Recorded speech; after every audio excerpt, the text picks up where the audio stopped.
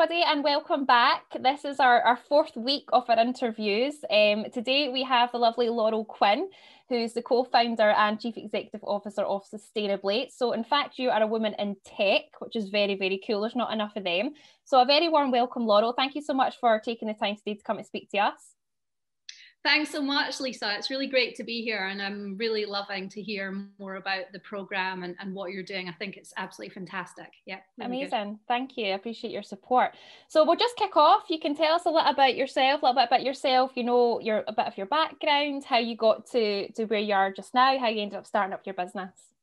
Mm-hmm. Yeah. Wow. How long have you got, Lisa? So I set up Sustainably 5 years ago with my daughter, who's my co-founder.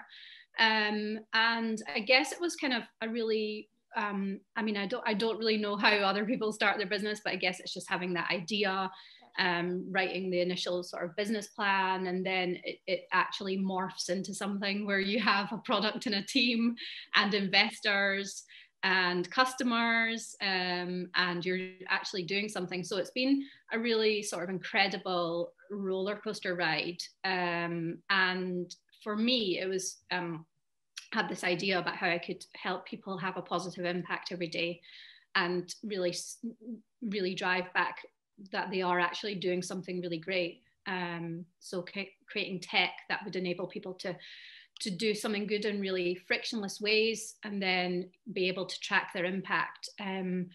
And for me, I had a really varied career. I'd worked in many different sectors, but I was latterly worked in digital marketing and digital strategy, which I did for many years, like about 17 years. Oh, wow.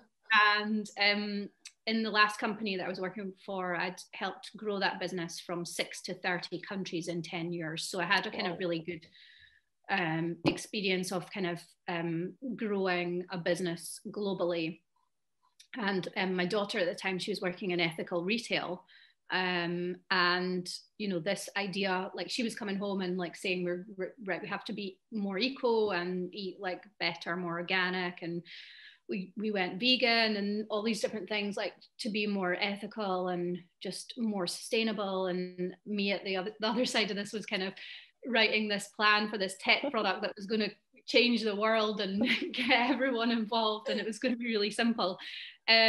So we at the time applied to the Entrepreneurial Spark Accelerator program. Mm-hmm. And we kind of got in there as a wild card. It was one of those ones. Wow. Yeah, it was one of those ones where they're like, we kind of don't know what you're talking about, but we're going to let you in. Oh, well, so worked out all right for you.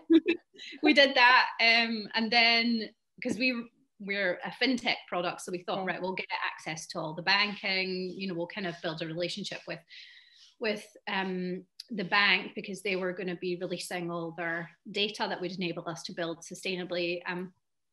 And it kind of really didn't work out as quickly as we'd planned, because it took a long time for the bank's APIs, all the data that we were needing, to be available publicly.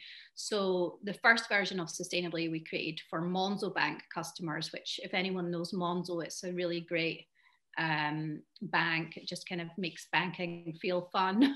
Mm-hmm. They've got really cool cards as well. I've got one. It's like totally like a luminous orange. Very cool. There we go. I've got one right here. Oh, there you go. Yeah. So we did that, and then we then took our product to pitch it at Finovate, which was this conference that was happening in America, in New York. And nice. We were like, we got there, and it was just like me and Aishel, who's my co-founder, and this room of many suited, mainly guys. And like, there's like 2,000 people, and we're all mostly guys in tech. Yeah. And we were thinking, what the hell are we doing here? And then we got to the airport on the way back, and we checked. There was a really shady like internet connection, but then we got this email saying that we'd won Best of Show at Finovate. So we're like, what the heck? That's amazing. So yeah, and that kind of just went from there. So yeah, it's been a bit of a crazy roller coaster ride, but we've got a great team. Obviously, we're very focused on diversity and inclusion, being female founders in tech and in fintech. Like you say, we don't really see as many diverse CEOs and co-founders and diverse funded businesses. So that's obviously an issue that we want to try to represent and try to help more people start businesses and help advise them and things like that as well, as much as we can, or be the role models that people can look to and say, look, you actually you can do this. Yeah, no, absolutely. And obviously speaking about that, I mean, going to New York and pitching, I know, and congratulations for winning. That's so amazing. And it's incredibly inspiring, but, you know, I would imagine it's quite intimidating, you know, with no other women really being around, and, you know, it was just quite new to the full environment, and people probably looked down on you a little bit. Is that something you've experienced? Yeah, I mean, it's there's this whole research around the psychology of how more male businesses get funded than more female businesses, and it comes to this research that was done on the types of questions that people get asked. So male founded businesses get asked all the promotion questions, like how big can this be, and female founders get asked all the prevention questions, like, you know, what about these risks and such and such. So there was a big piece of research done on TechCrunch by this person called Dana Kanza. I think that's her name, but you should definitely, if you're interested, you should look it up. But there's they've created ways that you can actually answer all the prevention questions as a promotion answer, and that kind of gets you back to a sort of level playing field, where you kind of take the question, quickly translate it into, so they're actually asking me about X, and you know, reposition the question as to kind of what it would be if it was a promotion question.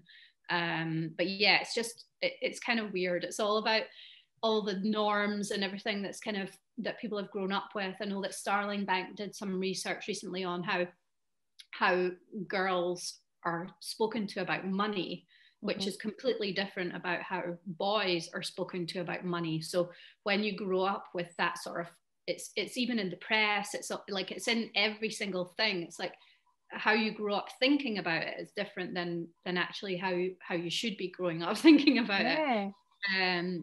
So it's trying to deal with all that psychology whilst fundraising is quite an interesting ride. I bet it is. I mean, obviously, like the Sustainably, I mean, that's an amazing thing that you've created with your daughter. I mean, I love that you guys are actually in business together. That's really cool. And how is that, like, working together?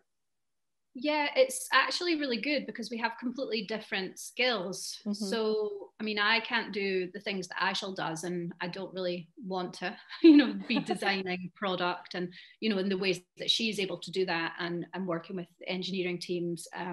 I do more of the sort of business development, investor relations, all that kind of the whole other aspect of the business, the sort of operational aspect, whereas she's kind of more involved in the daily, you know, what is actually happening in the engineering team and what are we doing from a customer experience perspective, and how does that design and all that kind of stuff. So for us, it works really well. I think having a co-founder that you get on really, really well with, that you can be really blunt, you know, we have a really open, honest relationship. So we don't have, you know, we just are able to communicate and get things done. And I think having somebody that you work closely with in that way is really essential, because it really can be lonely being a co-founder, or even if you're a solo founder, it's just going to be really, really hard. So you do need to have that support, and, you know, you could have that through mentors and advisors as well. It's just making sure that you have a really good support network around you that knows kind of that you're able to rely on. And I also have loads of other mentors and advisors that I can ask questions, and other founders that I know that I've met over the years. So it's really great to be able to have that network, and that's something that you really need. And I would also obviously recommend any sort of programs that you can get help through, because there's loads that's actually available now as well. Yeah, no, absolutely. And that's definitely one of the things that we've been talking about throughout this little series, with many of the other people that we've been speaking to, is how important it is to have such a great network, because it is such a lonely place running a business. And, you know, you've got to have a really good support network, people you can phone up if you're having a bad day, or just to get that a bit of advice, but also to celebrate the good things that happen as well, you know, you need that balance of people to bounce off. Yeah, definitely. And we've been really fortunate with the support that we have had. We were on a program called Unlocking Ambition, which was a Scottish government initiative, which was brilliant. And we still like have a WhatsApp group with them, you know, sharing successes, asking for help, all that great stuff. And there are incredible entrepreneurs there. And then we've been on Tech Nation's FinTech Growth Program. Most recently, I did a Barclays Techstars program. Like, so there's just, and that one was focused on female founders in tech. So it was called Female Founders First, and that was really brilliant. So there's so many things that you can access now, and there is obviously a huge need to help females get started in business because of the huge implications for the economy, basically, and the amount of, I guess, the amount of good that can create. So. Yeah, no, absolutely. That's amazing. I love that you've been so supported by through so many different organisations. So it just shows you the support is there and it's needed. And you're obviously all over that, which is incredible. So, you know, any of the students who are like interested in setting up a business in tech, you know, there's lots of support out there. As obviously Bristol Business as well. We're here to support students who have that idea to just explore it, and then we can send you to the next organisation. I mean, at the outset, we got supported by Business Gateway, which was a really great resource for us as a first step. And we've just really been really active getting kind of support from various programs. Like Nesta ran a program which we were on, that was brilliant. You know, like there's so many that are sector specific or, you know, industry specific or whatever, depending on what you're interested in. There's just so much. Like Startup Grind have been great for us as well. I mean, I could go and list them. It would probably take me about an hour to list all of them. That's so great though. That's so great. Like really, really helpful to us. But yeah, it's like it takes a family, a village or whatever, you know, to like to build a startup. You can't do it on your own. No, you absolutely cannot. Especially like I'm just kind of thinking, you know, when you were thinking about, you know, setting up a business or, you know, having those conversations with your daughter, because you clearly seen there was a gap in the market for something like Sustainably, you know, how did you get to that point where you knew exactly what you wanted to do? You know, did you come up with other versions of Sustainably to get to the end product? Yeah, well, Ashel did all the product design, and I mean, what it looks like now is different, but it's kind of still like kind of the same, if you know what I mean. Yeah. In terms of what it does, kind of. But yeah, it's just, I guess what you need is you need lots of different resources in your team. You need, you know, front end design, someone that's going to like make your app.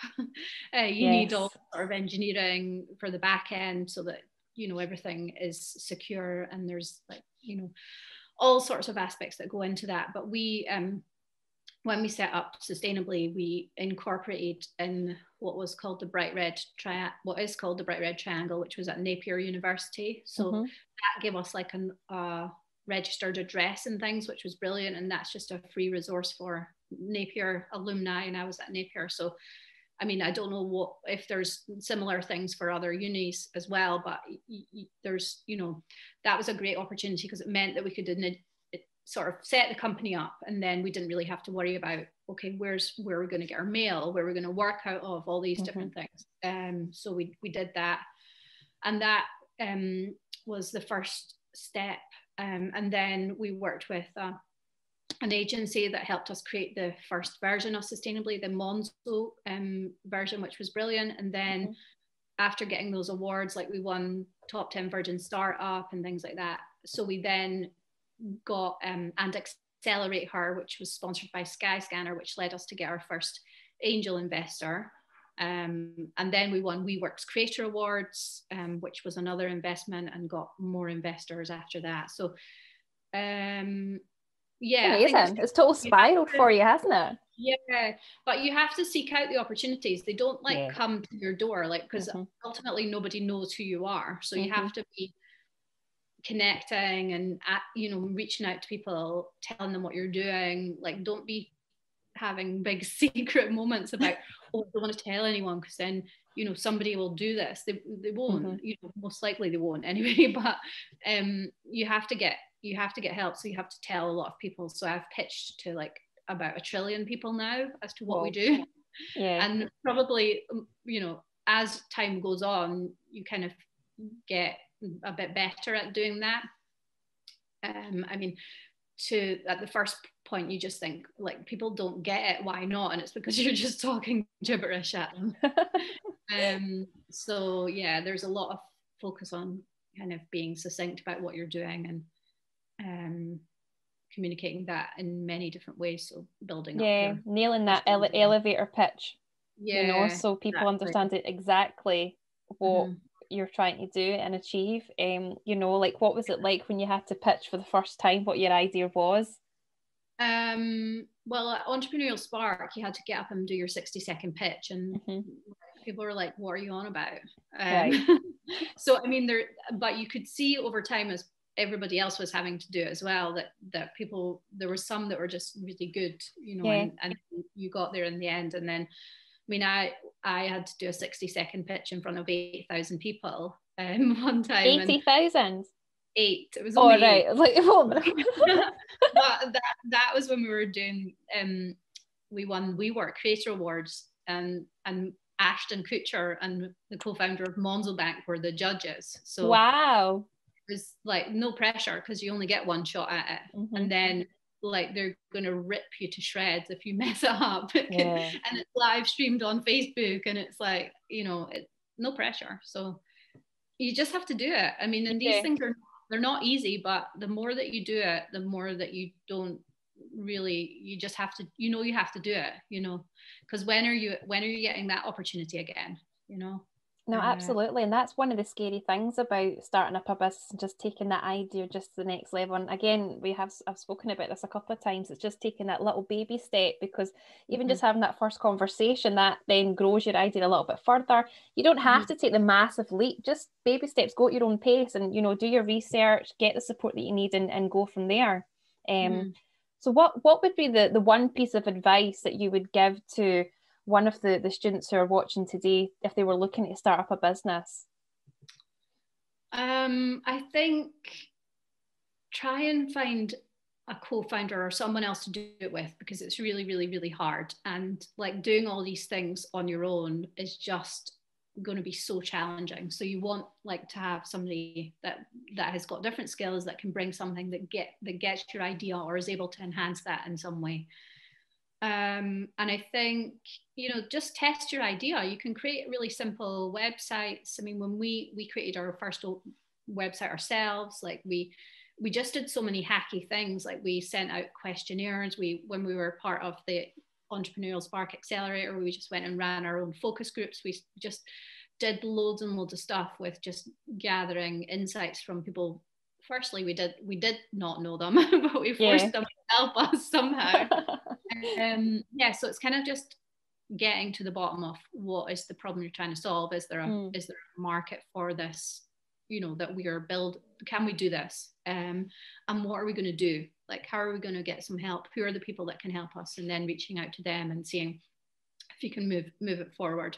But there's so many resources now that you can like get help with, but it's hard because there's just a lot of competition as well. And it's, you know, I guess it's just, you know, being resilient, because you have to be resilient. You can't be like oversensitive, but you have to be realistic as well. Yeah, you do.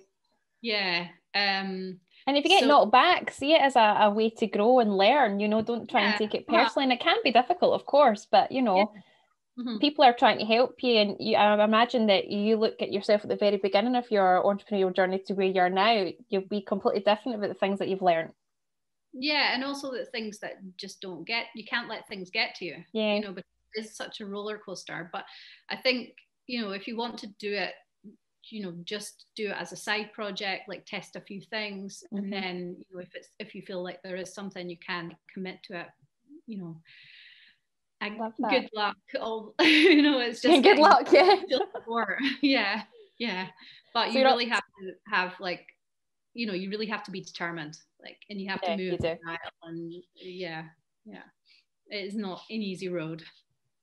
So obviously running your business, you know, I can imagine it takes a lot of your time, but Mm. you need to look after yourself and make sure that, you know, you've got your R&R time, you've got time to relax, you know, because that's really, really important for your mental health and your well-being. What kind of things do you like to do to relax when you're kind of trying to, well, not, you can usually not switch off from your business, but try and have a day off or something like that? Yeah. So I've got dogs, so I Oh, don't know if it's so relaxing because they're both a bit disabled, but oh, I have to take them various walks. But yeah, just like audio books and things like that, just making sure that you get out of the house, especially if you're, obviously we're in lockdown, so no one's going anywhere. But just trying to have a bit of downtime. Like, I used to be working in the evenings, the weekends, and all that. I try not to do that now because it's, you know, it's a marathon. It's not a sprint. It's not going away. So you can just get really, really burnt out really fast because there is just so much to do. You might have like hundreds of things, you know, to do. So yeah, that it's really just about maintaining, having a bit of like fitness, having a bit of your own time, putting things into a bit of perspective, you know, making sure that you block out some time to have a block of time. Over the Christmas New Year period, I didn't have like a couple of weeks off. I had a few days off, like in between, and was working sort of on and off. But then the day before, like, I came back in January to proper full-time work, was the day that I actually felt like I'd finally switched off. So I had like 0 days left at that point. But yeah, it's just, yeah, it's hard to be able to kind of like take a chunk of time off, especially if you're kind of at a roller coaster pace. But you actually have to take a step back because you can't operate well at that level. No, absolutely. You've got to Yeah, look after yourself because yeah, it's running a business is hard. It's stressful, you know, you need to have that downtime and look after yourself. No, I completely agree. So for anybody watching today and they want to get involved in Sustainably and sign up and whatnot, how can they do that? Just go to sustainably.co and you can choose a cause to support, like Young Enterprise Scotland. Hi guys. Yeah. So yeah, there's lots of things you can support in there. You can support teaching girls to code and removing plastics from the ocean and all sorts of things. And you can do that in 2 ways at the moment. You can just micro donate your spare change. So you connect your card and then everywhere you shop, we just round up your spare change. It happens automatically. Or you can do a monthly donation, but with Sustainably, you get an impact update when you give, and you can pause it or change it all whenever you like. So, and you don't get hassled to give. It's all done with privacy, transparency, and control. So, yeah, got apps in the App Store. So yeah, that's all you do. Quite simple. Yeah, get downloading, people. We'll be adding more ways to give later on this year as well. So. Oh, brilliant. Yeah, it'll be one place for all your giving. Basically, you'll be able to set up your events and give instantly. And excellent. That's great. Yeah. Oh, well, thank you so much, Loral. It's been an absolute pleasure speaking to you. I think what you've done is incredible. You know, you're very inspiring, absolutely a hashtag female boss. So thank you so much for your time today. I really appreciate it. Yeah, and hopefully it was great to be here, and hopefully I've inspired some people to make the move. I mean, it is great, you know, if you can do something that is going to make a big difference, and you know, that's kind of what it's all about for us, and we are still on that road. Excellent. Thank you.